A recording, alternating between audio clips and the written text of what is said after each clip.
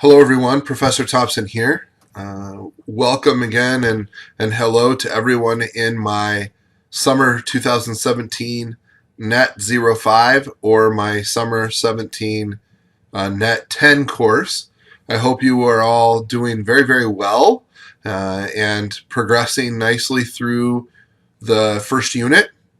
There are three or four things that I wanted to mention today. June 4th, I think today is, as we get ready for the next week of our class. I've had several emails concerning the PRCA, PRPSA. Again, the publishing technical difficulty persists. So if you've completed the PRCA and the PRPSA, please send me the screenshots or the actual information you hopefully have written down as far as your scores. Many of you have done this already, and I've given you credit into Blackboard for that completion. So thank you so much, and for those of you who are a little behind, begin to think about that. I had an email earlier this week about the quiz number 1. There was a slight error when I rolled over certain documents from one section to another. And so you may have noticed that with quiz number 1, you were allowed 2 attempts. Please note that that is the only quiz where you will get 2 attempts.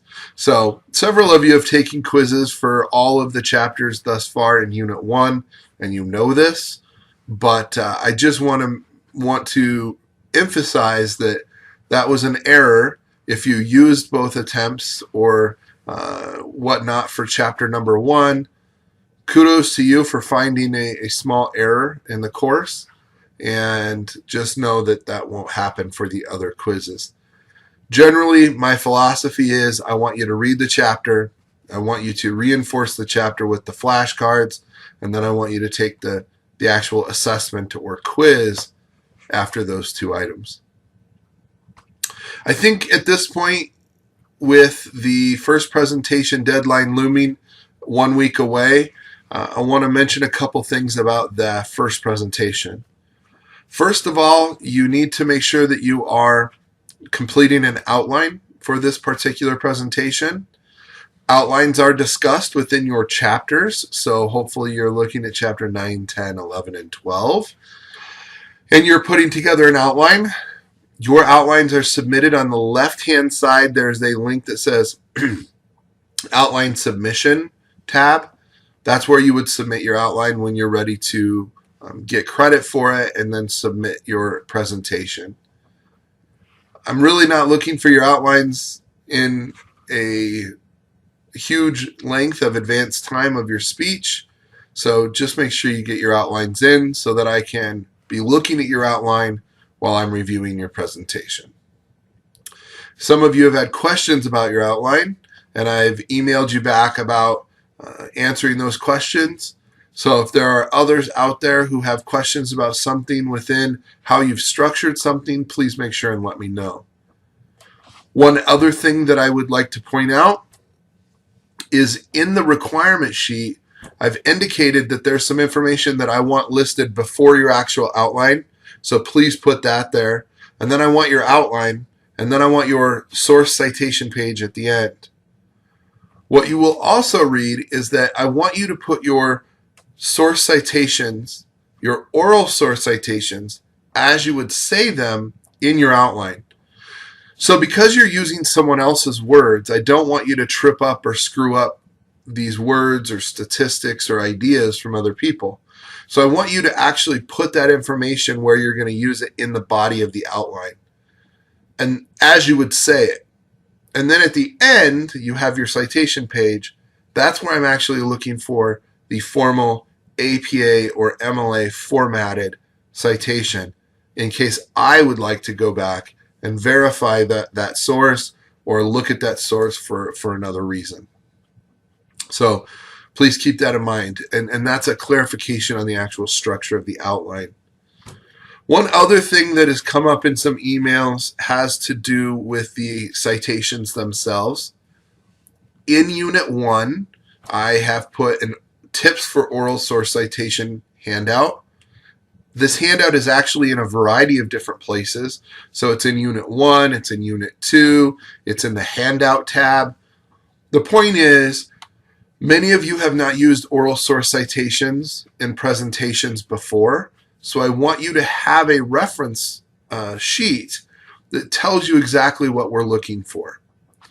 This handout was developed by the entire speech communication faculty.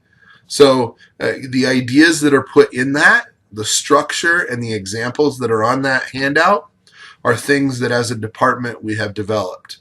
So please keep in mind that every Speech 1100 course has oral source citations, and every faculty member has a handout that is similar in nature to the one that I've provided you.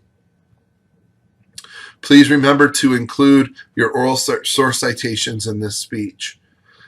You only have a couple for this first one, and then we obviously will expand and require more of those as we move into the next couple speeches. As far as the organization, I really would like to stress, as I did in an earlier video, to make sure you're looking at Chapter 10. Right? Chapter 10 talks about attention-getting strategies. It talks about previewing the body of your speech. It talks about developing transitions. I mean, transitions are table 10.2 in chapter number 10. So all of these things, summarizing your speech, these are all things that I'm going to be looking for when you actually submit your video. And I think in years past, or semesters past, there's been a disconnect because I'm evaluating these things and they're on the rubric, and students will read my feedback and say, I didn't know. And again, part of this fully online course is reading the information in, say, Chapter 10, and then applying that information in the speech that's a part of that unit. So it's important to know that you do know, and that I'm providing you the correct information that I'm looking for and expecting you to follow in the speech. So many of you have done informative speaking as part of your careers, other classes, and things like that, but maybe not necessarily in the systematic structure that's being asked of you for this course. And that's all really part of academic public speaking. So if you have questions about something organizationally, please make sure that you're emailing me about that concern. And I definitely want to recommend that you're emailing me sooner rather than later. I start teaching 2 more classes on Monday of this week. So clearly I have around 100 students this semester. So it's important that if you have a question, you really get that question to me so that I can get back to you. You don't want to wait. You also don't want to wait because it does you no good 24, 48 hours prior to an actual presentation. You want to make sure you're working on your speech in advance. So something to think about. My last piece of advice for today and my last thought is your presentations are due in a week. They're due, your first deadline is June 11th. So you need to start planning and preparing for gathering your audience. You need to start planning and preparing for recording your speech. It's my huge, wholehearted recommendation that you are not waiting until the last minute to record your speech and upload your speech. If you have technical difficulties on the last day at the 11th hour, I'm sorry. I'm not going to feel overly bad for you, right? The speech video needs to be uploaded by 11:30 p.m. on the 11th. And if you're not starting to upload your speech until 10:30 at night that evening and something goes wrong, again, poor planning and poor planning and poor execution on your part is not an emergency on my part. And so I always say, had you tried to upload that video 24 hours in advance, maybe we could have ironed out in some way what was the problem. And we could have made sure that that video gets uploaded correctly into the system. I'll tell you that I've had over 1,000 students complete this course successfully, uploading speeches, following the state of Illinois requirements. They are not impossible. The technology works. I know that you can make this happen, and I'm looking forward to seeing all of your videos within the next week. Again, if you finish ahead of time, feel free to move on to unit number 2. Hope everybody's having a great weekend. I'm recording this on a Sunday, but I'm looking forward to the next week. Take care. So long. We'll hear from you soon.